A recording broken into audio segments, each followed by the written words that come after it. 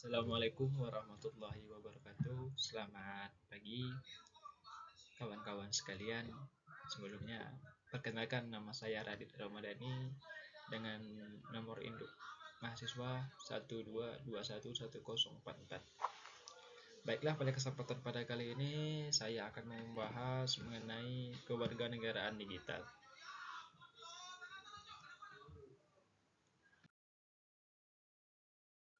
Nah, pada sub pembahasannya yaitu peran kewarganegaraan digital dalam membangun good and clean government. Baiklah, poin yang pertama, meningkatkan transparansi informasi publik. Yang selanjutnya, mendorong partisipasi publik secara daring, memudahkan pelaporan pelanggaran secara daring. Yang terakhir, menciptakan sistem pelayanan publik yang lebih baik. Nah, apa sih yang dimaksud dengan meningkatkan transportasi informasi publik? Yaitu salah satu syarat good and clean government adalah keterbukaan informasi publik dengan kewarganegaraan digital yang memadai. Masyarakat bisa mengakses informasi pemerintahan secara daring dan memantau penggunaan anggaran negara. Adapun yang kedua, mendorong partisipasi publik secara daring, yang maksudnya ialah selain transparansi, partisipasi publik juga kunci penting good and clean government. Berkat kemajuan teknologi, kini warga negara bisa menyampaikan aspirasi dan terlibat dalam pengambilan keputusan pemerintahan tanpa harus bertatap muka. Yang selanjutnya, memudahkan pelaporan pelanggaran secara daring. Apa sih maksudnya? Yaitu elemen hukum digital dalam kewarganegaraan digital memungkinkan masyarakat melaporkan tindak pidana korupsi, kolusi, dan nepotisme, atau yang sering kita kenal dengan singkatan KKN, yang melibatkan penyelenggaraan negara secara daring. Nah, adapun yang terakhir, yaitu menciptakan sistem pelayanan publik yang lebih baik. Dengan dukungan kewarganegaraan digital, pemerintah bisa memberikan layanan administrasi pemerintahan yang lebih cepat, mudah, dan mudah dilewati secara digital.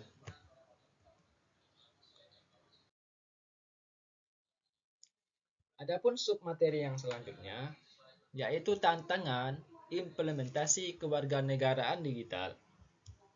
Nah, dalam upaya mewujudkan kewarganegaraan digital tidaklah mudah.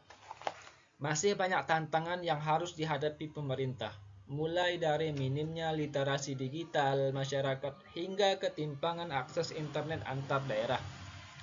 Berdasarkan survei Asosiasi Penyelenggaraan Jasa Internet Indonesia atau dalam singkatan APJI, meski penetrasi pengguna internet di Indonesia terus meningkat, pada tahun 2021 masih sekitar 24,5% pendudukan yang belum mengakses internet.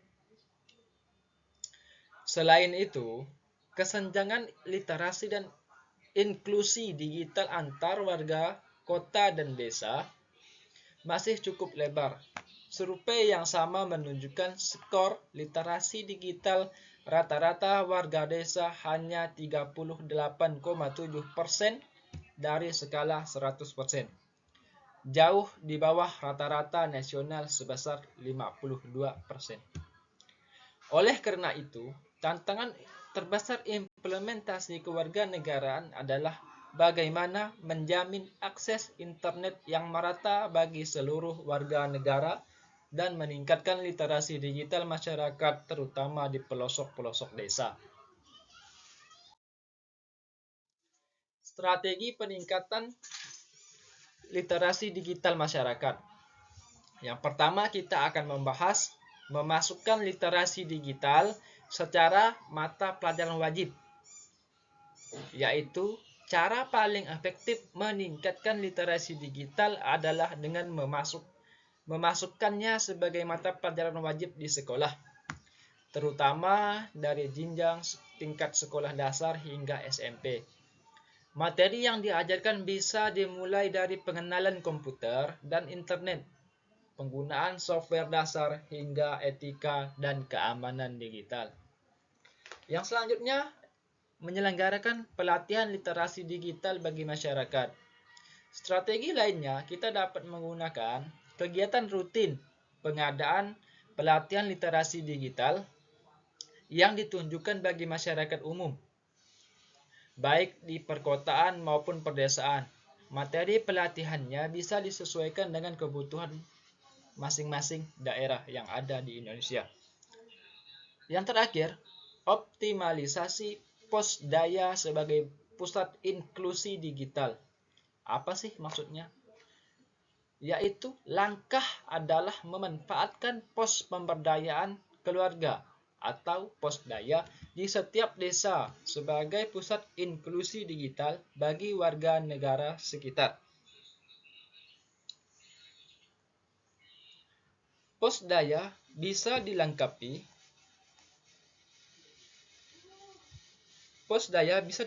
dengan fasilitas komputer dan akses internet yang bisa dimanfaatkan warga untuk meningkatkan literasi digitalnya. Nah, kawan-kawan sekalian, itulah materi singkat yang dapat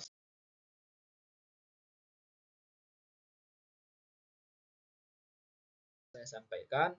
Kurang lebihnya saya mohon maaf, lebih hanya milik Allah Subhanahu wa taala, kesalahan dan kekurangan milik saya pribadi. Akhir kata, wassalamualaikum warahmatullahi wabarakatuh dan terima kasih atas perhatiannya.